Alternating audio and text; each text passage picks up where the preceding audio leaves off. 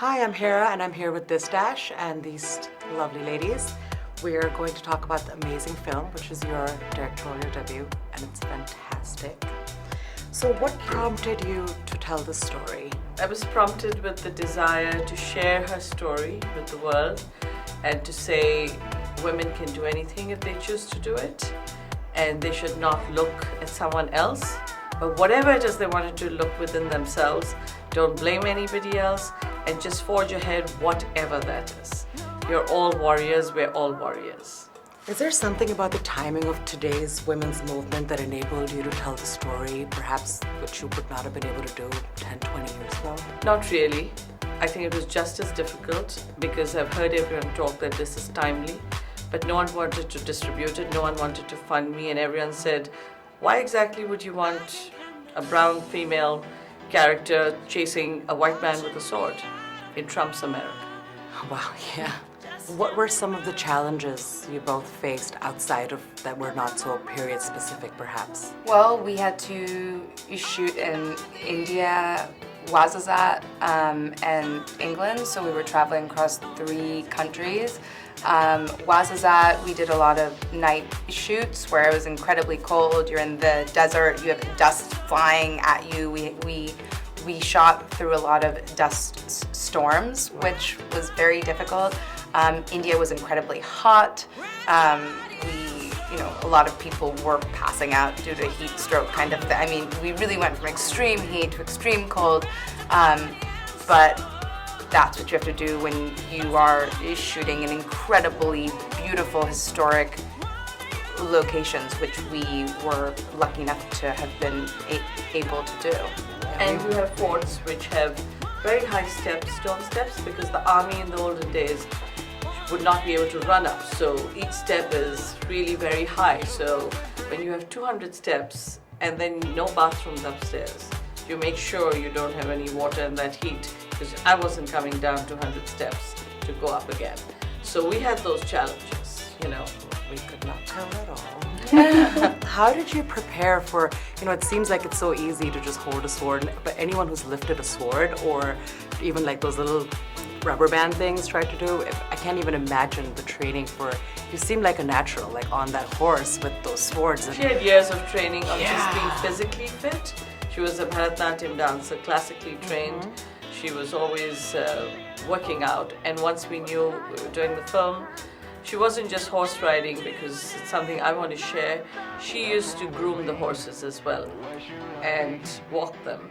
It wasn't the actress coming out with the horse, Right. who was being delivered to her. It seemed like so much and you made it seem so easy. We were actually lucky because we were going to do the movie about a year prior, but then because of weather, locations, a number of things, we had to postpone it.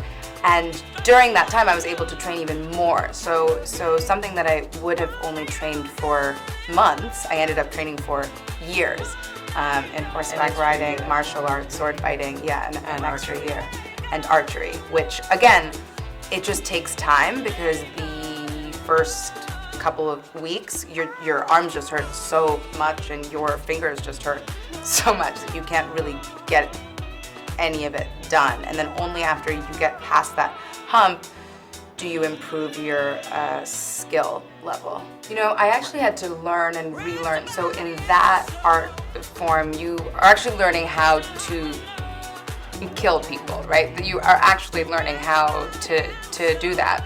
And then when I learned the action training on screen, you have to learn how to not hurt the other person in the scene. So I really had to learn an art form, unlearn it, relearn how to hit someone in a safe way on screen. So it was very interesting just to go through that whole process. As an abolitionist, did this role hit home for you in any way, where you're like in that role of queen who like so fiercely protects and fights for her people tirelessly? Absolutely. I think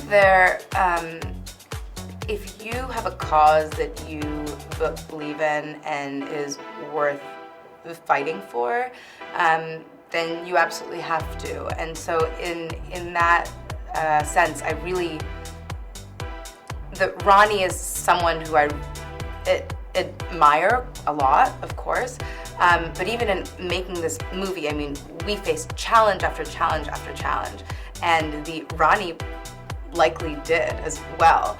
And so realizing what it took to even make this movie is what gave me the courage to play her in the way that I did. What are you hoping your audience takes away from this? The spirit of the Rani.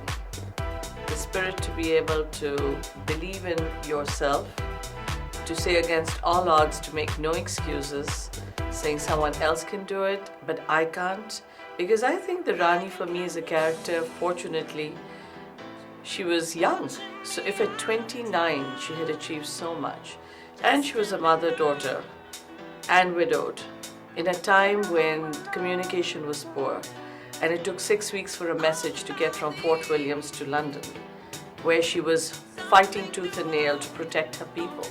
She could have cut a deal with the British and gone off with her son. She chose to believe in what she did and took them on.